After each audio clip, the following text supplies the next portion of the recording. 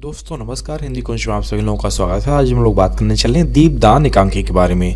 एकांकी के सारांश के बारे में बात करेंगे, परीक्षा उपयोग की दृष्टि से इसकी समरी जो है, और इसे कम शब्दों में बात करेंगे हम लोग। यदि आप हिंदी कुंज चैनल में पहली बार आ रहे हैं तो यूट्यूब पर हिंदी कुंज चैनल को सब्सक्राइब कर लें ताकि आपको हिंदी भाषा साहित्य की उपयोगी जानकारी प्राप्त होती रहे।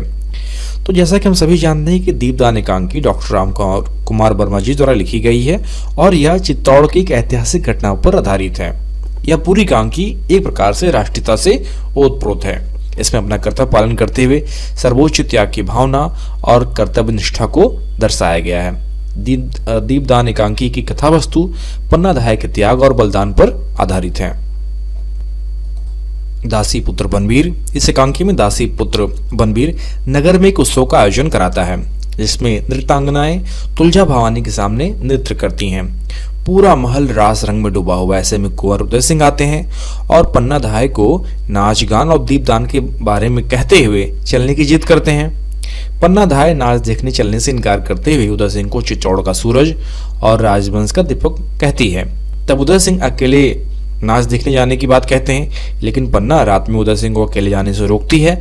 तब उदय सिंह रूठ कर बिना भोजन के ही तलवार लेकर जमीन पर सो जाते हैं। उदय सिंह के जाने के बाद रावल रूप सिंह की लड़की सोना उदय सिंह को खोजते हुए वहां आती है।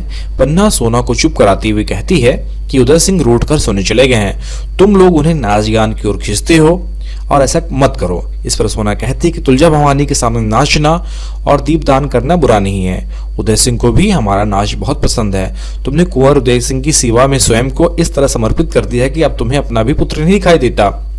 महाराजा बनवीर ठीक ही कहते हैं कि तुम महल में अरावली पहाड़ बनकर बैठ गई हो, अतः महल पर बोझ बनने के स्थान पर तुम्हें नदी बनकर बहना चाहिए। सोना कहती है कि आज कोई उत्सव न होने पर भी महाराजा बनवीर ने हमें बुलाकर नाच गाना करने और उनके बनाए मयूर पक्ष कुंड में दीपदान करने को कहा। उनका हम पर बहुत अनुग्रह है। पन्ना के द्वारा सोना के बनवीर के अनुग्रह में पागल होना कहे जाने पर सोना कहती कि यहाँ तो महाराजा विक्रमादित्य, महाराज बनवीर, सारा नगर और तुम सभी किसी न किसी चीज के लिए पागल हो। मैं तो सबके पागलपन में पागल हूँ। पन्ना कुंवर उदय सिंह को न भेजने की बात कहती हुई कहती है कि चित्तौड़ राग रंग की भूमि नहीं, जौहर की भूमि है। यहाँ पर त्योहार, आत्म बलिदान और गीत मातृभूमि की वंदना के गीत हैं। यह सुनकर सोना शांत होकर कहीं चली जाती है। सोना के जाने के बाद चंदन आता है और सोना के गुमसुम होने का कारण पूछता है और कहता है कि सोना हमेशा उछलती कूदती रहती है, ऐसी बातें बनाती कि कोई जवाब ही नहीं सोचता। कुंवर भी हमारे साथ खेलने के बजाय इसी के यहाँ जाते हैं और दोनों एक दूसरे को देखते रहते हैं। मुझे तो नाच बिल्कुल नहीं भाता। कुंवर के रूठ कर बिना भोजन किए सो जाने की बात कहकर पन्ना चंदन से भोजन करने को कहती है कि सज्जा तुम्हें अच्छी अच्छी बातें सुनाती हुई भोजन करा देगी।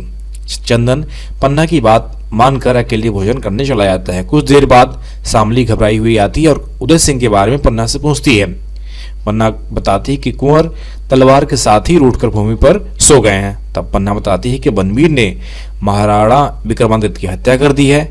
नगर वासियों को रास रंग में लगाकर वह मौका पाकर अंतपुर गया और सोते हुए महाराणा की छाती में तलवार भोंक कर उनकी हत्या कर दी। सैनिक भी उससे मिले हुए हैं। लोगों ने बनवीर को उदय सिंह की हत्या करने की बात कहते हुए भी सुना है।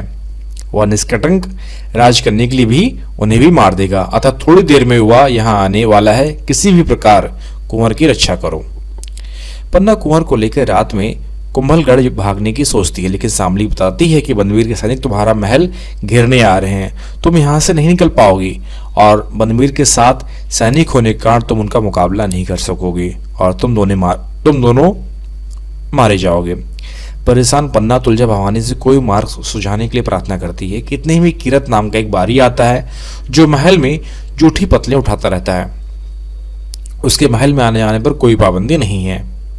उसे देखते ही पन्ना को कुंवर उदय सिंह की रक्षा का उपाय सोचता है। वह किरत से नमक का मूल्य चुकाने और राज सिंहासन को सहारा देने के लिए कहती है। वह कहती है कि बनवीर कुंवर को मारने आ रहा है, अतः तुम अपनी टोकरी में सोते हुए। पन्ना किरत बारी से कहती है कि बनवीर कुंवर को मारने आ रहा, अतः तुम अपनी नमक का मूल्य चुकाने और राज सिंहासन को सहारा दो और टोकरी में सोते हुए कुंवर उदय सिंह को लिटा लो और उनके ऊपर भीगी पतलें डालकर महल से बाहर निकल ले जाओ और बनास नदी के पास वाले शमशान में मुझे मिलना। पन्ना की योजना सफल हो जाती है।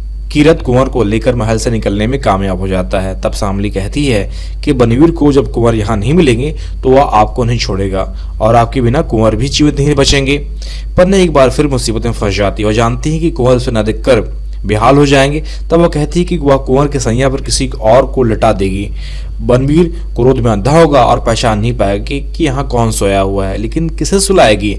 अंत में अपने पुत्र चंदन को कुंवर के स्थान पर सुलाने का कठोर निर्णय वह लेती है।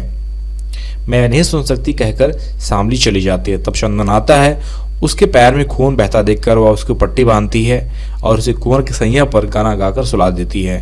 काली परछाई देखकर चंदन घबराकर जग जाता, लेकिन पन्ना उसे फिर सुला देती है। बनवीर तलवार लिए कुंवर को मारने आता है। तब पन्ना को जागीर का लालच देकर अपनी तरफ मिलाने की बात कहता है, लेकिन पन्ना कुंवर के प्राणों की भीख मांगती है।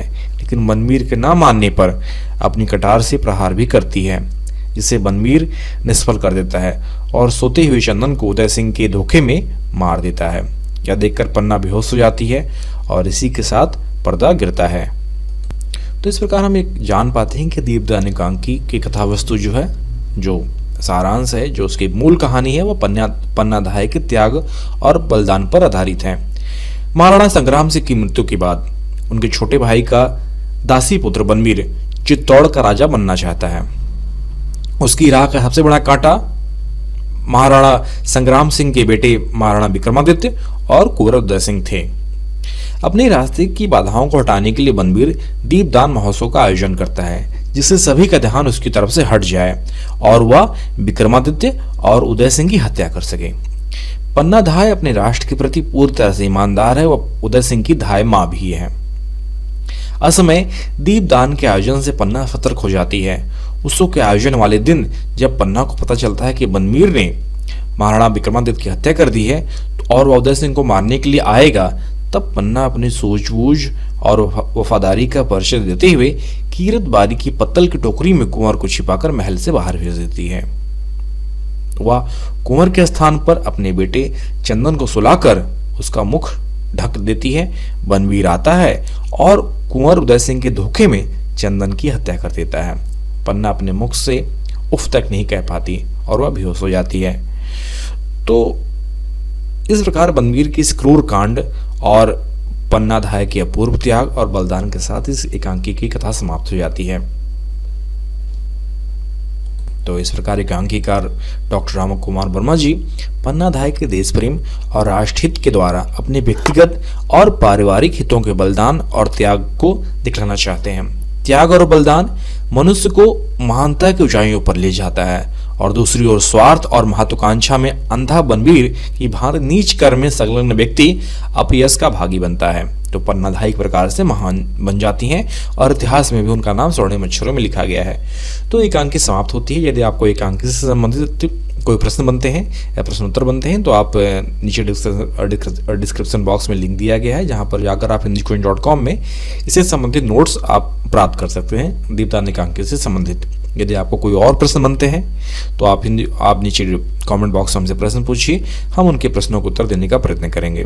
तो आशा करता हूँ कि वीडियो आप सभी के लिए उपयोगी सिद्ध होगा। वीडियो देखने के लिए आप सभी का बहुत बहुत धन्यवाद। आशा करता हूँ वीडियो आपके लिए परीक्षा उपयोगी दृष्टि से उपयोगी होगा। साथ ही साथ एकांकी संचय जो कि आपके टेक्स्ट बुक में है, यदि उससे संबंधित कोई प्रश्न बनते हैं या कोई एकांकी से संबंधित कोई प्रश्न आपको नहीं समझ में आ रहा है तो आप हमसे प्रश्न पूछिए। व्हाट्सएप नंबर दिया गया है नीचे, आप वहां से हमसे डायरेक्ट व्हाट्सएप पे संपर्क कर सकते हैं। वीडियो देखने के लिए आप सभी का बहुत बहुत धन्यवाद।